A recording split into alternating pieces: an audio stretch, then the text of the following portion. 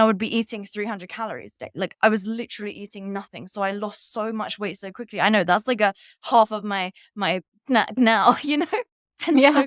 it's so bad, but I just didn't know. And so then Hmm. after that, I started having panic attacks all the time. And because of my cortisol must have been through the roof, my hormones were all out of whack. Like I lost my period. And so I then 1, 2, 3, 4.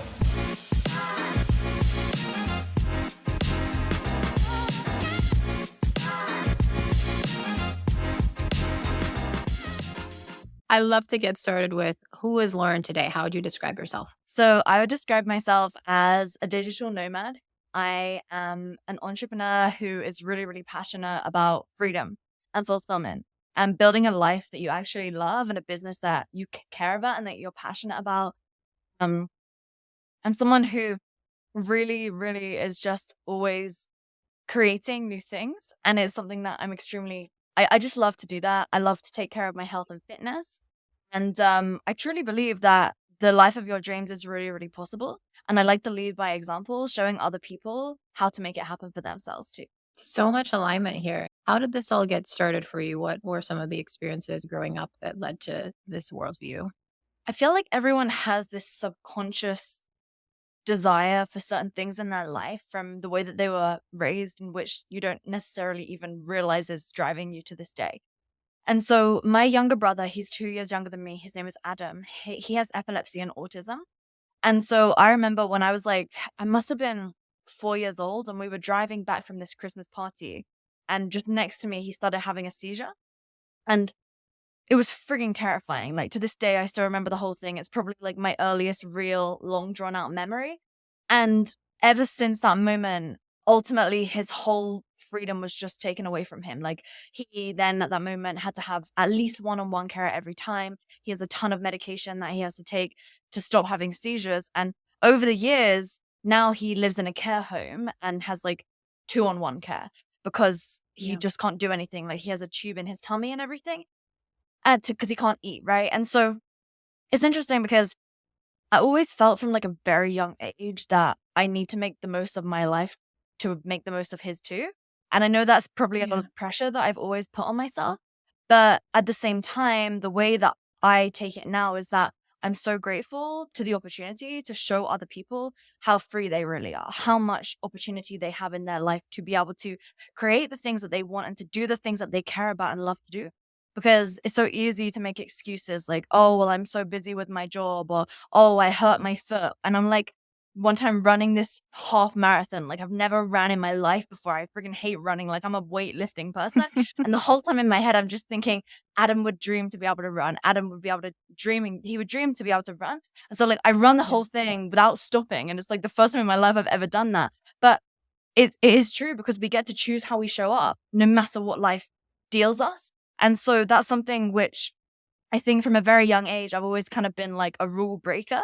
Someone who in Mm. school I would always get like kicked out of the room for laughing and just having a good time because everyone's taking stuff so seriously. And I'm like, you guys are just like wasting your life away. I was just having fun. And so, yeah, I was always naughty, but I think it was just showing that value of wanting freedom and autonomy Yeah. throughout everything that I was doing. And that's kind of how eventually I dropped out of university, quit the corporate world, and ended up doing what I'm doing today. My goodness, what a great example and story. And it's often like we go through these experiences in our formative years that show us the gift that life is. And that was Mhm. such a great example of that. Thanks. So you grew up where in England Yeah, so it's a place and called Surrey. Whenever I say, "Where are you from?" I say Surrey, and then everyone's like, "Where are you from?" And I say Surrey. And they ask me so many times because Oh, they've I been see. saying sorry. I'm like, okay, so now every time somebody asks me, I just say, "I am from Surrey," and it's just a place just outside of London. That's hilarious. I grew up in Sierra Leone watching football and so know of Surrey because of that. And I'm more Got it. familiar, but that totally makes sense when you say it that way. So it sounds like you went to university and then you started in the corporate world and then you quit. I want to come back to this period of your life and what was going on there. What did you quit for, or what were you leaving behind? So when I was in school, I was like 15 or 16. I went on this massive weight loss journey. because one time I saw this photo of me next to my friend at a party. And in England, you start drinking alcohol really young. I can't lie, I don't really drink Mm, now. I think I got it out of my system when I was like 14, yeah. but or 15. And there was this photo of me next to my friend, and I guess I was drunk, and so was she. And I literally looked like 3 times the size of her. And don't get me wrong, I wasn't like obese or giant or anything. It's just this one photo hit me like a ton of bricks, because I was always feeling very insecure about my body and myself in general, especially because of my brother. Like every time we would go anywhere, Yeah. everyone would be staring at us because he would be in his wheelchair, and they'd all be like looking and whispering things. And so I was always quite insecure as a kid. And so I was always trying to fit in. Then I see this photo and I'm like, oh my dear God, I need to do something about this. So I typed into Google, how do I lose weight? And it tells you burn more calories than you consume. So I did exactly that. But stupidly, I didn't know about your base, like your BMR and all of these fitness things. So I started going to the gym and just burning on the machine. It says like 500 calories every single day on Yeah. the elliptical. And I would be eating 300 calories a day. Like I was literally eating nothing. So I lost so much weight so quickly. I know that's like a half of my snack now, you know? And Yeah. so it's so bad, but I just didn't know. And so then after Mhm. that, I started having panic attacks all the time. And because of Mm. my cortisol must have been through the roof, my hormones were all out of whack. Like I lost my period. And so I then decided, well, I just want to be healthy. Like I want to be successful one day. This is something that I always knew. But how the hell do I fix myself? What have I done to myself? And it was also this thing in my mind that I was getting so much reassurance from boys my age, from my friends, always telling Mhm. me, you look so good, your body's so amazing. And I was getting so much praise for them. So I had to have this like internal battle. And I decided, you know what? No, I'm going to get healthy. And so I got into weightlifting. So I started an Instagram fitness account, right? Like 10 years ago. Mm. And this is before anyone ever did fitness stuff online. And so I made friends with these other girls that were into weight training, right?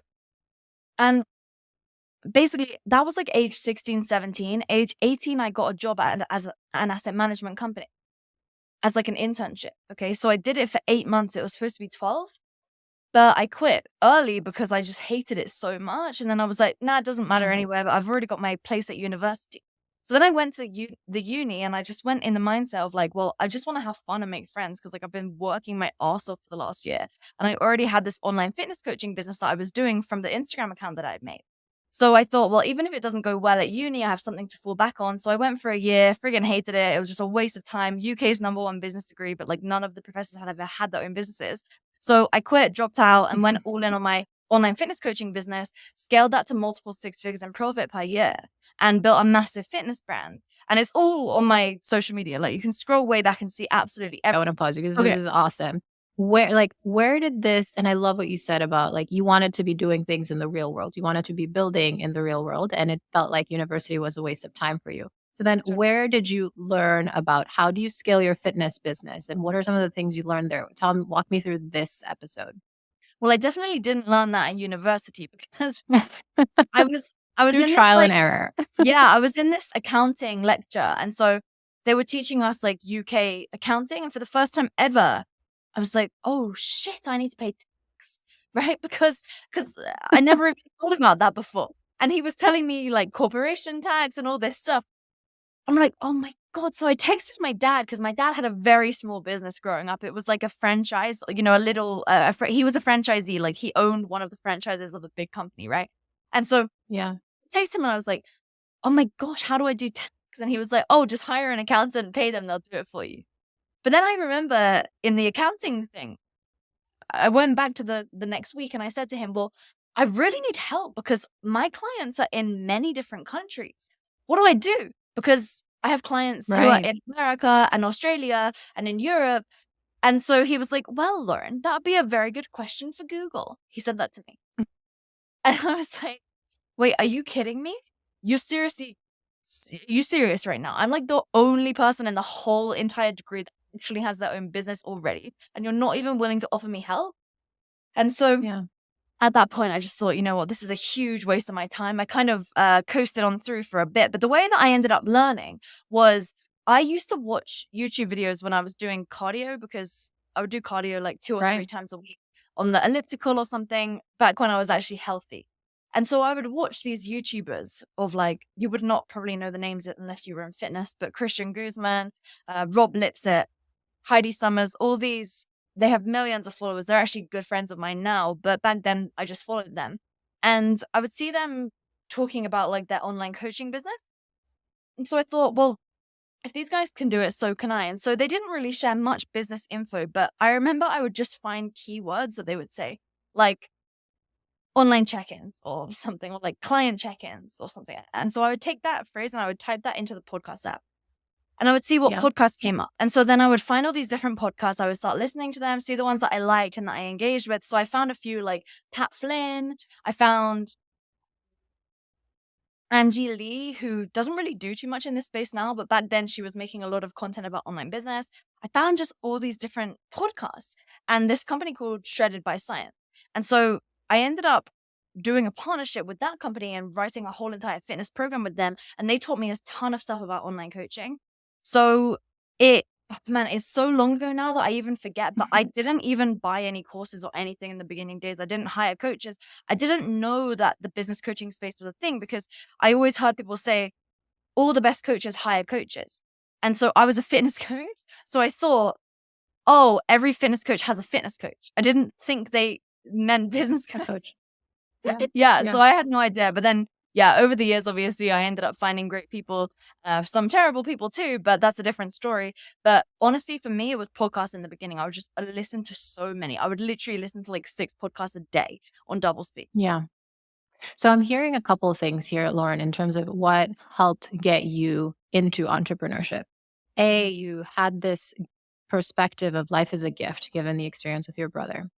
Yeah. Second, it sounds like you weren't finding value off of the stuff you were learning at school and you wanted to build something. You got excited about fitness. But what's interesting there is you're a self starter. So you were listening to these YouTube videos. You would then index on keywords and then go read and listen. And you were a voracious learner like that, but you were a self starter. And then there's also this element of you just believed in yourself because you said something around these are big YouTubers at the time. And I thought if they can do it, so can I. Where did this self belief come from? I think I was just naive. It's a Yeah, wonderful thing, but I literally think that I was just naive. Like I think I just had no idea of all the downsides and I saw the positive sides of things. They're all yeah, traveling and going on these amazing vacations, have a ton of friends that are like-minded. And so I thought, well, yeah. I want that too. So I'm just going to do what they do. And so I did it in my own special way. But I have to say, I was very good at fitness. Like I always knew that I was good at it Mhm. because once I did it the wrong way, I knew exactly what not to do. And I could really relate to the ideal client that I was working with because they were girls that were going on these crash diets, that were trying all these things and that were so committed to actually getting healthy and cared about long-term results. That was the avatar that I was working with. So I could Yeah, seriously relate to them because I'd been that person myself. And so yeah. I Yep. think from the fact that like I had actually walked through their same shoes, I could share content that would truly help them.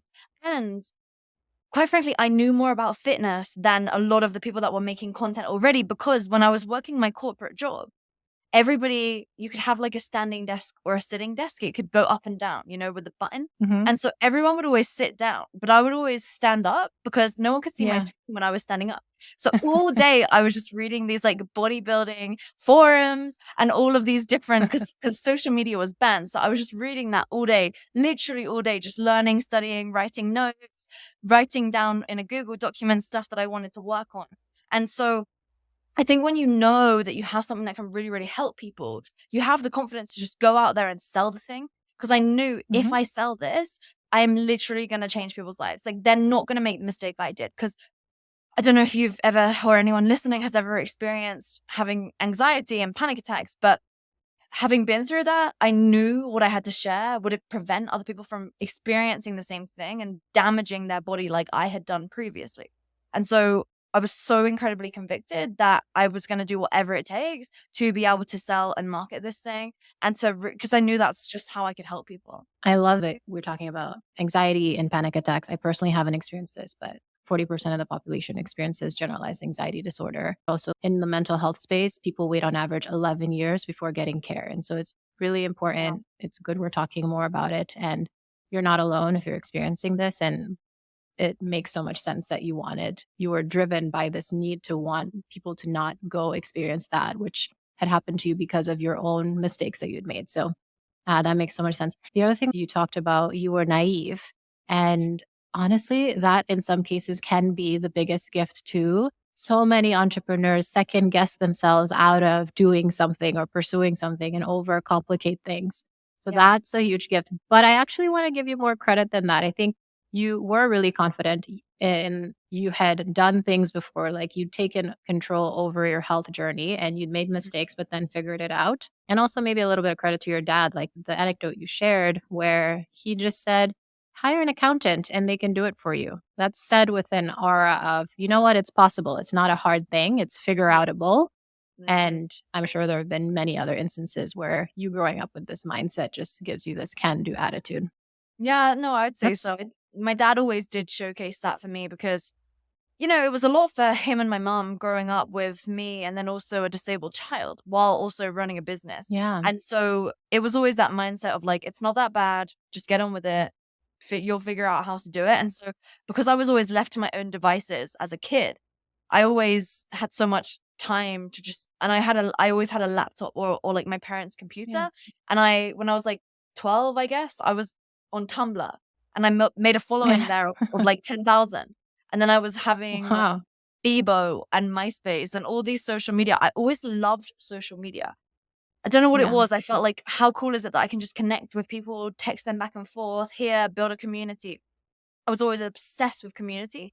And so that's, I suppose, I mean, yeah, like it was definitely naivety because now I see people who have been in business for 20, 30 years working for somebody else or doing consulting, and they're so afraid because they see all the downsides and they've seen all the mistakes. But I didn't even know that that was possible. Like I only in the last year, it was funny, I was at a mastermind in Austin and I said, Mhm. guys, for the first time in my life, I got sued. And and then I was like, but you know what? This is never happening again. Like, I'm never going to get sued again. I'm never going to sue someone again. And everyone in the room just starts pissing themselves. They were laughing so much. All these guys have like massive businesses. And, I was like, why are you guys so, like, they were laughing for like 5 minutes. This wasn't just like, ha ha ha. They were straight up just like laughing. It's so So now you got to long. tell us what happened. Yeah. And so I said, why is this so funny? And there was one other guy who's a friend of mine as well, who's a similar age to me, who has also been like, well, Lauren, I don't know what's so funny, but like clearly we're going to get sued more times in our lives.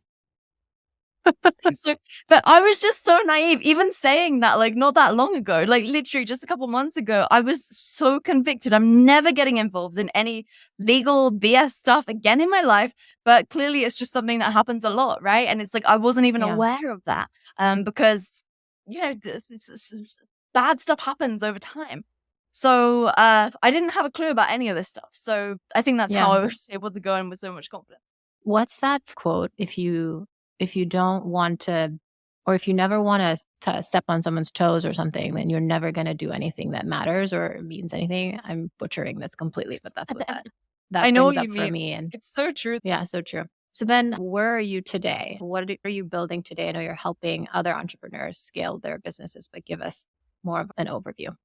Yeah, well, the really cool thing about community is that it still keeps going without you there. Yeah. So my fitness stuff still sells, but it's not like selling like crazy. It's not like this is still like a multiple six figures in profit per year business. So I have no idea where it's at, but I get emails every few times a week like somebody has bought your ebook, and I'm like, oh my god, that's so crazy. But it's pretty cool. Because people still use the hashtag it's strength feed on Instagram. People still hashtag it, and then I guess somehow Okay. they find it. But yeah, so right now what I'm really big on is I am in the process of building a vetted and exclusive community for business owners who are building personal brand-led businesses. So people that are speakers, podcasters that make content on social media. Most of them have coaching businesses, some type of agency, do some type of consulting, offering some type of services online. And the reason being is because this is the community that I know best.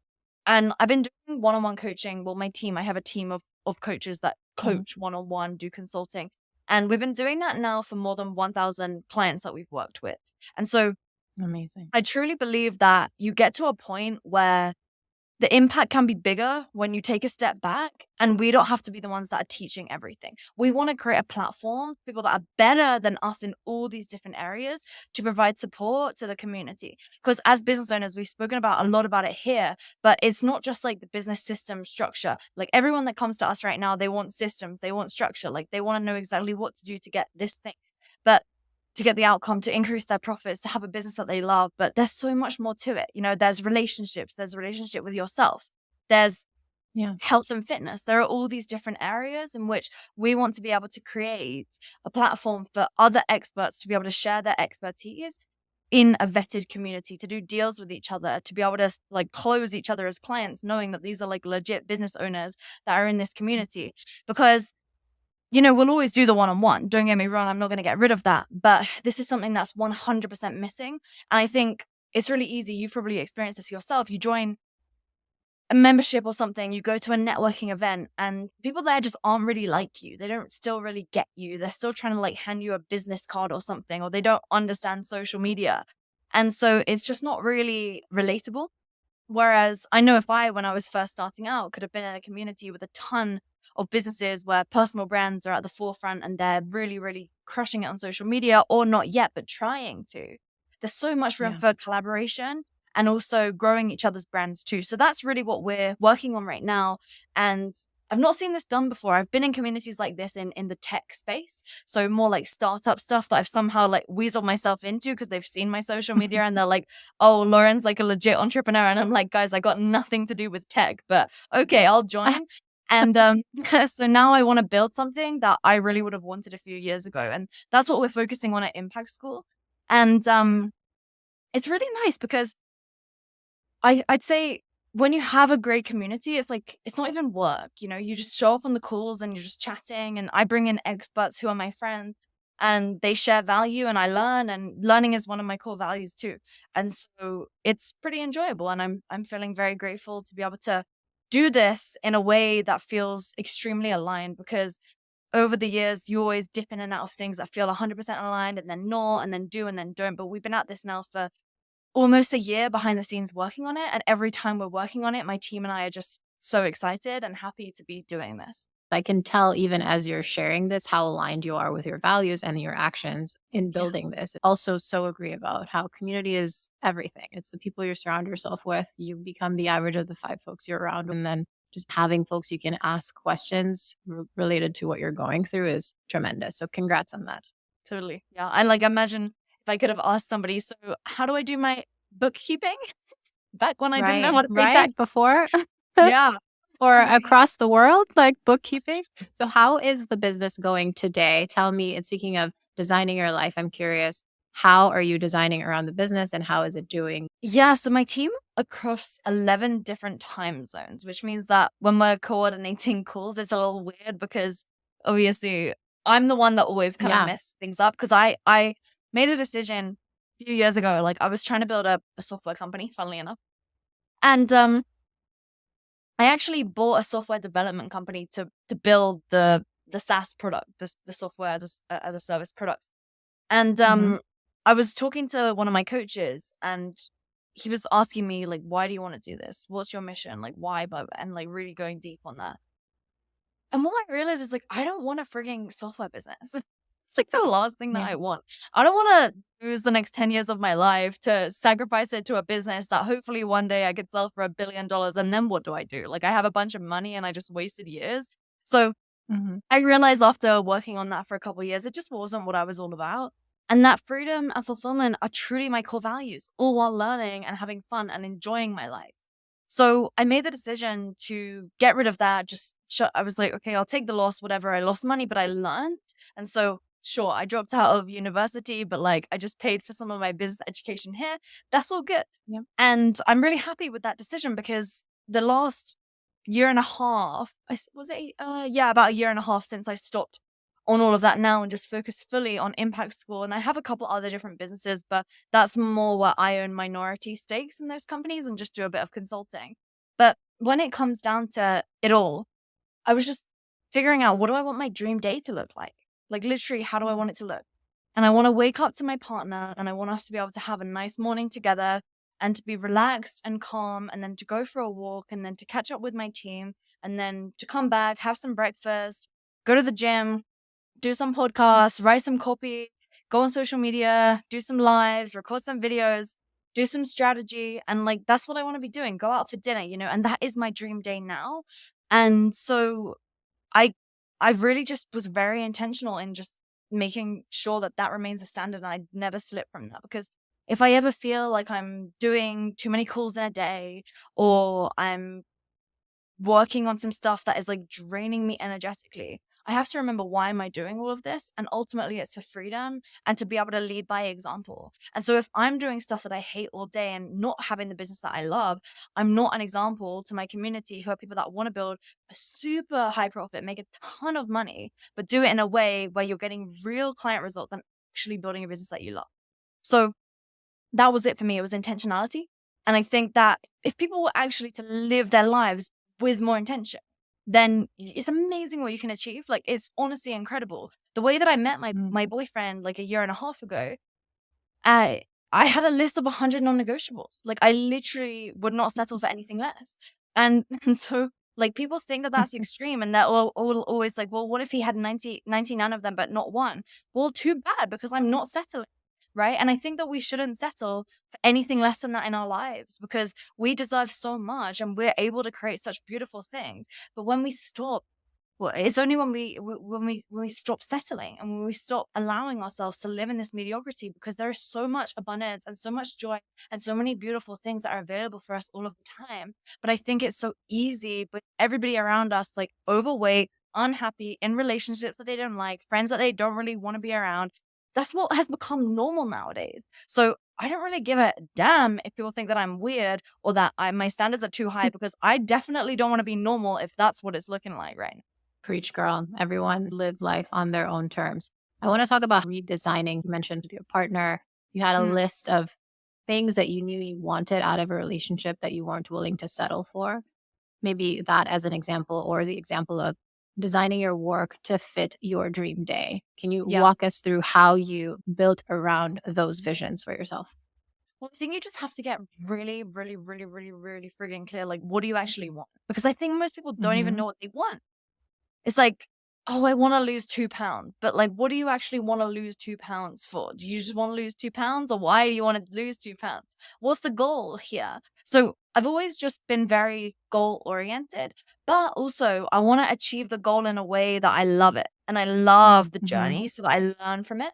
And so nowadays I treat everything that I'm working towards as an opportunity to grow. Like, I think there's a moment of growth in everything. It's like, if I'm gonna write a book or like launch a new podcast, the phrase that I always want is like the moment of growth. Because, for example, my background was in fitness, okay? So like, it's a really easy example for me.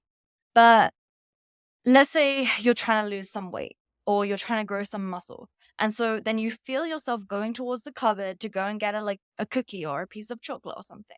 So obviously you can stop yourself from doing it and turn around and go back to doing whatever you were going to do and be okay with that. Then the one thing that you should really lean into is that the moment of growth was the moment in which you turn around, that you put your hand out. Like, that is the moment of the actual growing of yourself and reaching your new version of yourself that you ultimately want to be. And so I think it comes down to an awareness of what you just did and being proud of Yeah. yourself for that moment, because so many people will stop, turn around and be like, no, I'm trying to lose weight. Okay, let's move on. But they won't ever look back at that moment where they did turn around and be so grateful for the fact that they are growing as a person.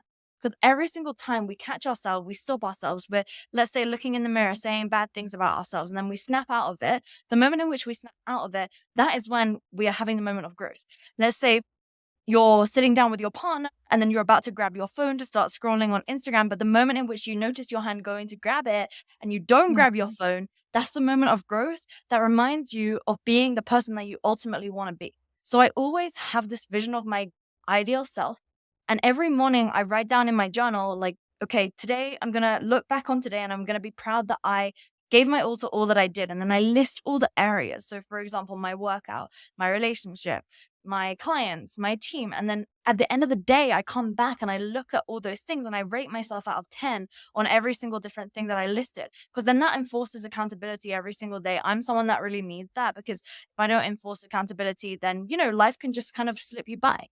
And then you can get into bad habits that you otherwise didn't have. And so, for example, I realized yesterday I fell asleep really early. I was really, really tired and I didn't do breath work, So then I woke up this morning and I Mhm. was like, oh my gosh, I forgot to do my breath work. No wonder today I'm feeling more agitated than I usually would. Okay. Because that's really grounding for me. So over Yeah. time, you get into these habits and things that you do that then become second nature to you. But this didn't happen to me all overnight. Like, I had to enforce this stuff into my life through that accountability, for example, because I am not a super self-disciplined person. People think that I am because I'm really into fitness, but I'm not disciplined. Like, I just love fitness, you know? So, so I have Yeah. to force this stuff into my world. Absolutely. Accountability is huge. It's literally you helping set yourself up for success. The thing I advocate further for is the James Clear quote of you fall to the level of your systems. Mhm. And it sounds like you have this incorporated in your routine. Just how do you make sure you build in the time into your day and give yourself the nudges into your day to set yourself up to exercise or move in a way that serves you? Have a mental fitness routine and then work productively, build your relationships with the people that you love, things like that. On that note, I am so curious with all that we've talked about to get a better sense of your life, Lauren. Sounds like you are currently in Colombia. You've set your business up in Dubai. You have a partner, and sounds like you both travel together. Your team is all over the place. I was very intentional around that because there's this version of yourself that you can see in your mind of the person that you ultimately want to be. And so every time I'm acting out of alignment with that, I literally say to myself, Lauren, you just show up as the person that you want to be. And I'll give you an example. So I think it was about a month before I met my boyfriend. I was in the gym and I was doing some hamstring curls and I was being really lazy. I think I was just sick a couple weeks before, but I was fine by now. I was just still being that kind of lazy, like, oh, I'm sick type of mentality, but I was not sick anymore. Yeah. And then I was listening to this book and I honestly cannot remember what it was. I honestly, I just can't remember, but it made me think, oh my gosh, I need to be the person that I want to attract. Because if the person that is looking for somebody like me right now saw me right now, would they want to be with me? And I was like, hell no. I need to step my game up right now. And so that always helped me frame things differently in the sense that, okay, if I'm being a friend right now, am I acting as the friend that I would want to have? If I'm being a partner right now, am I acting as the partner that I want to have? And that enforces it ensures I always remain at the top of my game in a way that feels in alignment with what I want. Because ultimately, what I want is my values. So why am I not showcasing those values? Okay. So to your point, um, I used to have this when I was in Austin, actually, I was in this really crazy routine, but it made me get really stressed, to be honest. I am so much one of these fluid people where I do not Mhm. want to have stuff on my calendar and I just want to be able to do what I want to feel like I want to do in that moment. But that is because I have spent so many years setting up systems and structure in I my love business. that. And I have an operator who manages the team. So I don't really need to talk to anybody on my team. And that's good because if I need to do something for them, they put it on ClickUp for me and then I get it done in my own schedule. And so we have a very specific way in which we run the business. Like there's the guy, he lives in Austin. His name's Alex Schaffen. His simple Mhm. operations system is like frigging amazing and my whole business runs that way. And I just don't get involved because if I'm involved, I'm going to mess it up. So I just stay in my zone, which is like social media, making content, going on podcasts, speaking with potential Yeah. clients and members, and also thinking about like who could I bring into our community to come and do live trainings for our members? Where do I want to do events? Where do I want to travel to next? What content can I make?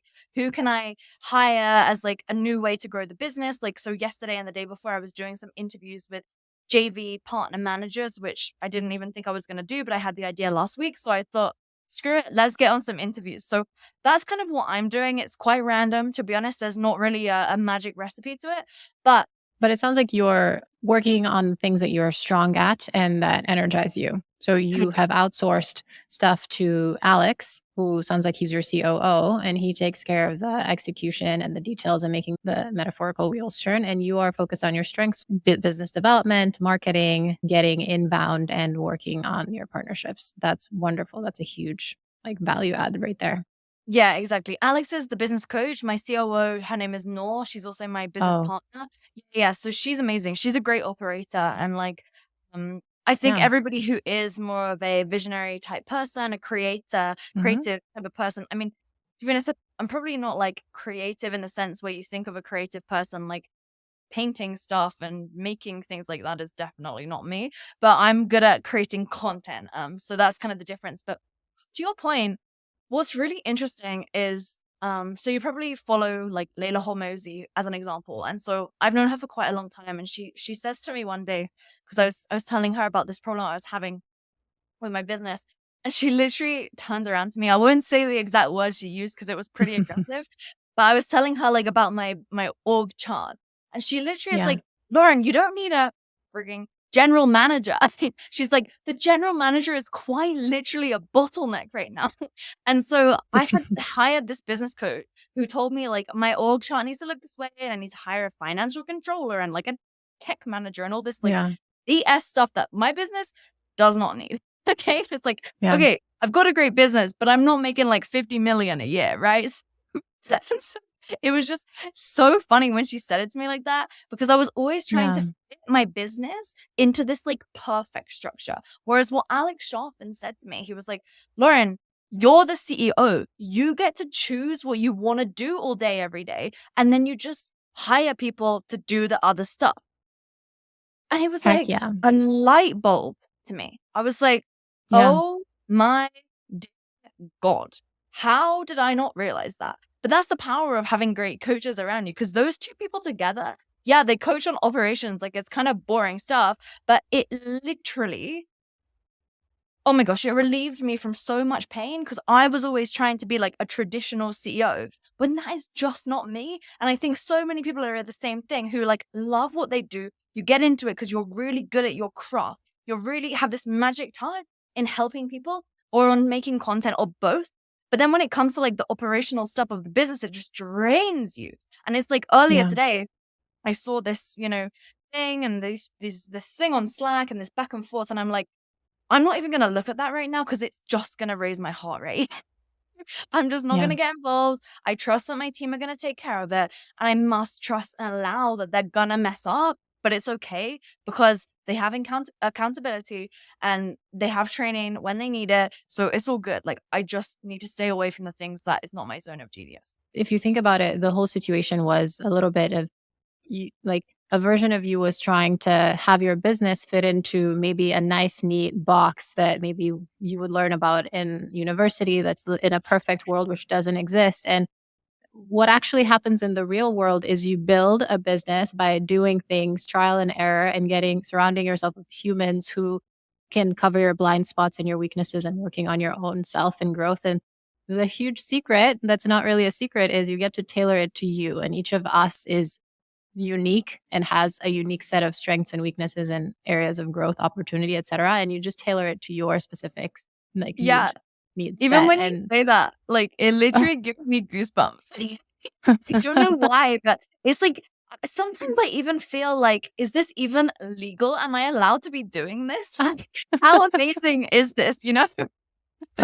And when I compare it to like working in corporate, and yeah, I wasn't there for a long time, but that was just hell. And it felt like yeah, I was still in high school. And so then you get all this freedom, and it's like, oh my gosh, what do I do? Like, no one's telling me what to do. And I still feel like that to this day, even though I've been doing this for like full time, more than how many years is that? More than 6 years now. yeah, look at you.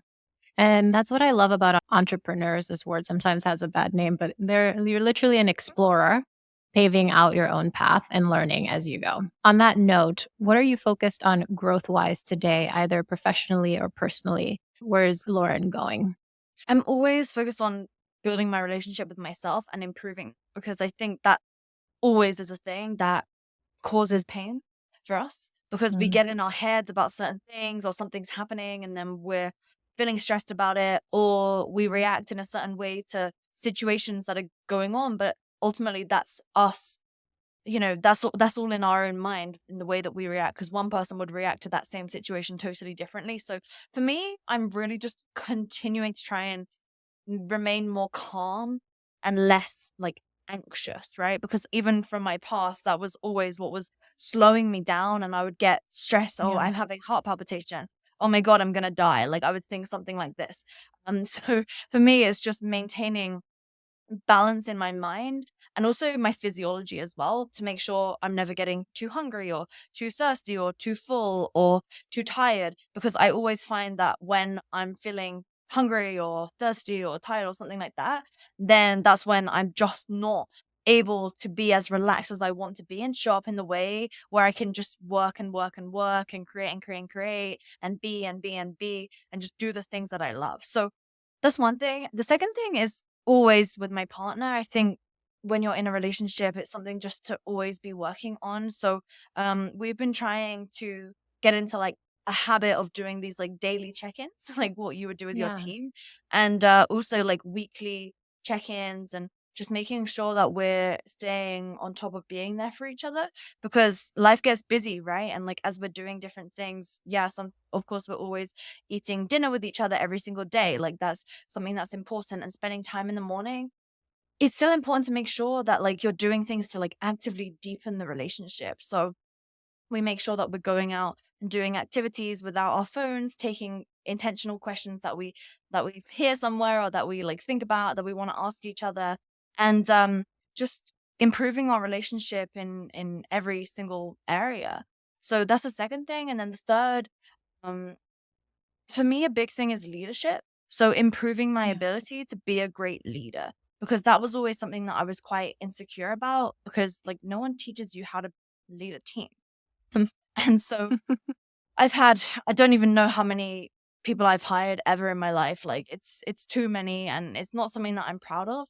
But I've just hired so many people, not trained them properly, and then it doesn't work out. And so only in the last really 2 years 2.5 years would I say that like we've really been great at this and really on top of it. But the higher level person I bring onto my team, the higher level leader I need to be. So now I have Right. these people on my team that have had their own 7-figure businesses and sold these businesses for 7-8 figures. Um, and like, so these are very impressive entrepreneurs who are now working at Impact School, who I need to be able to stay ahead of and lead, because like Layla Hormozy says, their vision needs to be able to fit inside of mine, right? So that then they stay Yeah. at the company. Because if their vision gets bigger than that, then they're going to go do their own thing again. So to maintain that, I need to stay on top of my game.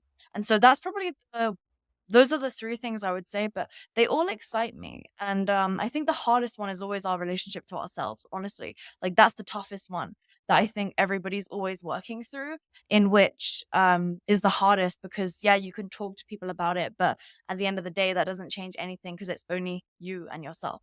Totally. What are the things that have worked best for you as you're working on your relationship with yourself? That's such a good one. Yeah, I was gonna say breath work. So this HRV breath, that's what it's called. It's like on YouTube, HRV breath. So Okay. it's basically just like 4 seconds in, 6 seconds out. And that is Mm. so calming for me. And then after I'm finished with that, I feel like I have such a clear mind and just takes everything out of my brain. I've obviously been working out for years, and that's something that is just a habit that is so important for me. And I would sacrifice any day of the week, and literally like any day of the week, an hour and a half of my day, even if I have like so much to do, to go work out, because of how much better I feel afterwards. And then every morning, just trying to go outside and get some steps. Yeah, like sometimes it's raining, but I think when you walk outside, just first thing, it just gives you that like mobility, and you just feel so much better throughout the day. So those are a few Yeah. things. And I stopped consuming caffeine as well, which personally Mm. for me has really been so helpful just for my mental clarity and my energy Mhm. throughout. I see. And how are you managing your anxiety today? And thank you again for bringing that up. It's an important topic. Yeah, like I haven't really had a panic attack, I mean, for like 8 years. But now really for me, it is heart palpitation. And interestingly enough, in the past, I'd say about 4 years ago when I was still living in England, I would notice like I was living by myself and I would have like a cup of water next to water like next to me, and like I would go to the bathroom and then I would come back and like I would not drink that water. I would have this like weird OCD, like literally, I guess it is OCD. Anxiety and OCD is on the same type of spectrum. Hmm. But I would not drink it. I would have to like pour it away, get more water new in the cup. And it was really crippling. Like nobody would understand how crippling this is. And I never really spoke about this before. But then I would go out to like dinner and I would be so paranoid about this water that I was drinking. And because I guess like in Mm. the subconscious mind, I was afraid to get spiked because I figured it out one time when I was doing breath work because my brother was always having so much medication, and so my friends had been spiked when they would go out like drink alcohol, and so I think I was just afraid that the water had been spiked with drugs, Yeah. and I have this like Yeah. weird fear of drugs because of what happened with my brother and all his medication, but yeah, so for me, actually, when I feel that fear and that weird like OCD feeling, I will down that water and be like, no, like this is not Overcome it. happening to you, Lauren. Like we are leaning into this fear and accepting it. And there's this great concept called like, I think it's called acceptance therapy or something. Hmm. There's this really good book actually that I listened to this audiobook a while ago, and I just every time I'm feeling a little anxious or whatever, or if I'm having some heart palpitations, I'll listen to it again and again. It's called I think it's by this woman called Claire Weeks. Dr. Okay. Claire Weekes. She's got a couple books, but I think the one that was good, I think it's called Hope and Help for Your Nerves. So that's really, really good for anyone that's suffering with like anxiety. I've not suffered with depression myself, but she also talks about that in the book. So it's super valuable and her content's great. This is from years ago. This woman's passed away. Like this is really old stuff, but it's solid. Lauren, everything you've talked about from baseline, taking care of your health, to For sure. prioritizing how you're spending your day and designing your work around that, to outsourcing your areas of weakness to others and building on your own terms. It's all super inspiring. And I can't wait to see you continue to build and grow Impact School and more beyond that. This was amazing. Thanks for coming on. No, thanks for having me. Your energy is awesome, and I can't wait to connect in Austin. Yeah, I'll be there in a couple months, so we'll have to meet up. Thank you for listening. Don't forget to subscribe. And if you like what you hear, leave a review and share.